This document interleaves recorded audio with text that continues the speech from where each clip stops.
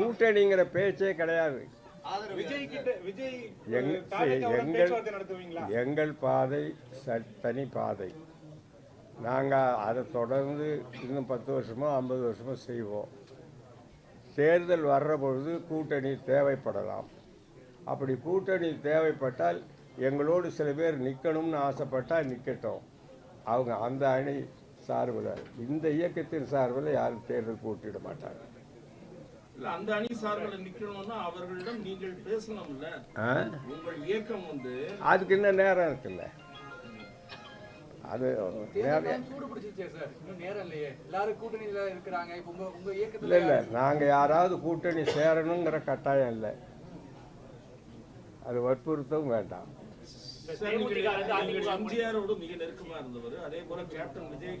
நான் என்ன செய்யணுங்கிறது எனக்கு மனசில் இருக்கு. அவங்க எல்லாம் கற்றுக் கொடுத்தது. வினை திருப்பம் என்பது ஒருவன் மன திருப்பம், எல்லாத்தையும் சொல்ல முடியாது. திரு கேப்டன் அவர்களோடு நீங்க வந்து ஒரு அந்த கட்சியினுடைய அவைத்தலைவராகவும் ஆலோசகராகவும் கேப்டன் விஜயகாந்த் கட்சியினுடைய அவைத்தலைவராகவும் ஆலோசகராகவும் இருந்தீங்க. அவர் ஈரோடு இருந்தவரை திராவிட முன்னேற்ற கழகத்துடன் கூட்டணி வைக்கல.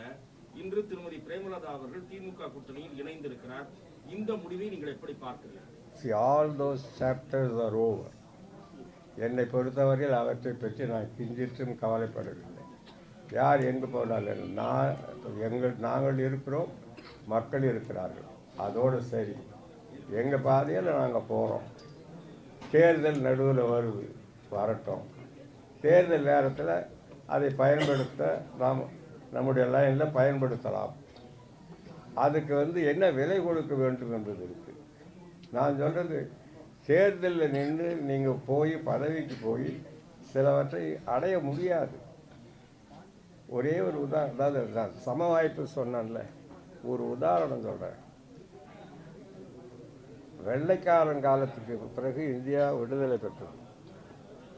ஆங்கிலம் ஆட்சி மொழி, எல்லாருக்கும் சம வாய்ப்பு. பிரச்சனை வந்துதா? 1965 ஏன் மிகப்பெரிய கலவரம் வந்தது? அந்த சம வாய்ப்பு பறிக்கப்பட்டது. இந்தி தான் ஆட்சி மொழின்னு சொன்னாங்க. எந்த கட்சிகள்லாம் சேர்ந்தா போராட்டம் நடத்தினாங்க. தமிழ்நாட்டு மக்கள் தாங்களே கிளர்ந்திருந்தார்கள். எப்படி இந்த ஜல்லிக்கட்டுக்கு வந்தாங்களோ அதை போல தமிழ்நாட்டு மக்கள் தாங்களே இருந்தார். எந்த கட்சியை ஆர்கனைஸ் பண்ணிச்சு? அறிஞர் அண்ணா அவருக்கு தெரியாது எல்லாம் ஆரம்பித்தது. அவர் அலர்றாரு அந்த வன்முறை செயல்களை கண்டு எப்படி நிறுத்துறதுன்னு தெரியாமல். நாங்கள் கூட ஸ்பான்டேனியஸ் அப்செட்.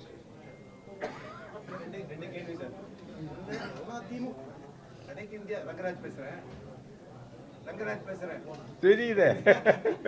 ஒருங்கிணைந்த அதிமுக இந்த தலைமையில் உருவாக்க ஒரு முயற்சி நடந்ததா?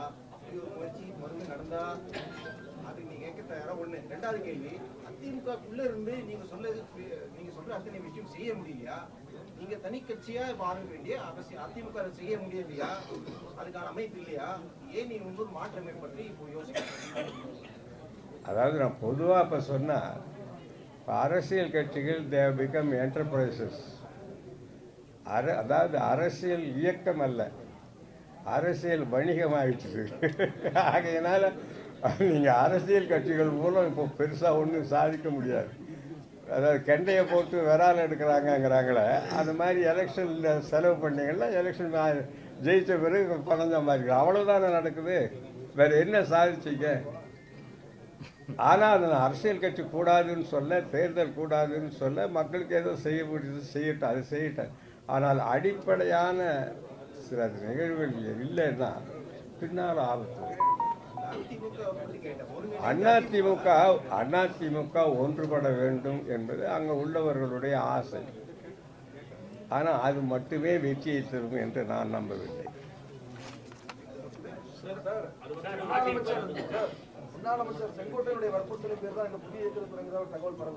எது எது முன்னாள்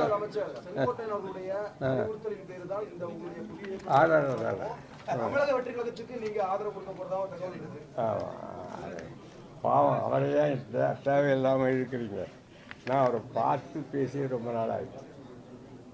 உறுதியா இருக்கிறீங்களா சார்? யாரு கூடயும் ஆமாம் யாருக்கும் ஆதரவு இல்லை ஆமாம் அப்படிங்கிறீங்க. ஆமாம். எனக்கு என்னங்க இனிமேல் யார் என்ன செய்ய போகிறாங்க? சார் தேர்தல்ல போட்டி இல்லைன்னு சொல்லிட்டீங்க. ஆமாம். உங்களுடைய இயக்கம் எந்த கட்சிக்கும் ஆதரவு இல்லைங்கிறதுல உறுதியா இருக்கீங்களா?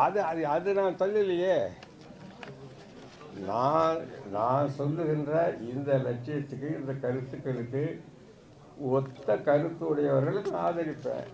சம வாய்ப்புங்கிறது பிறப்புக்கும் எல்லா உயிருக்கும்ங்கிறதோட ரிலேட் ஆகுது சார். பிறப்புக்கும் எல்லா உயிருக்கும் வந்து நான் சொல்ற மாதிரி ஃபார்மல் ஈக்குவாலிட்டி.